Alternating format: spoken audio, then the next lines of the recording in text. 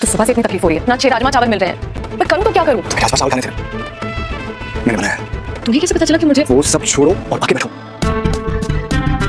ठीक बने, मैंने पूरी कोशिश की, पर नेक्स्ट टाइम मैं इससे भी अच्छा बनाऊंगा। Arman, this is perfect. Thank you. तुम्हें ये समझ आना चाहिए था क्योंकि तुम भी अपने बच्चों के लिए उतनी ही प्रोटेक्टिव हो।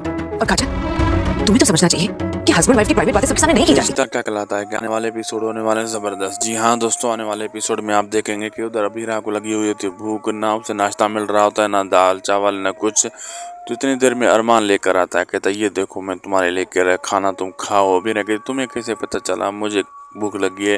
अरमान कहता है मुझे बस पता चल गया, तुम ये चीज़ खाओ। तो अबीरा खाती है। अरमान कहता है देखो अच्छे हैं या नहीं अच्छे हैं, अगली बार और भी अच्छे बनाऊंगा। तो आगे से अबीरा कहती है ज़बरदस्त हैं, परफेक्ट हैं अरमान, बहुत अच्छे हैं, टेंशन तुम मत लो। दूसरी तरफ ये दिखाया जाता है विद्या और काजल की लड़ाई जो होती है आपस में। तो मासा इनको एक करने की कोशिश करती है, सुलह कराने की कोशिश करती है, लेकिन विद्या कहती है नहीं मैं इसके साथ सुलह नहीं कर सकती, मासा माफ़ कीजिएगा, ये अच्छी नहीं है काजल। अब आगे देखना मज़ेदार होगा क्या क्या होने वाला है। वीडियो अच्छी लगी तो लाइक शेयर सब्सक्राइब करना ना भूलिएगा।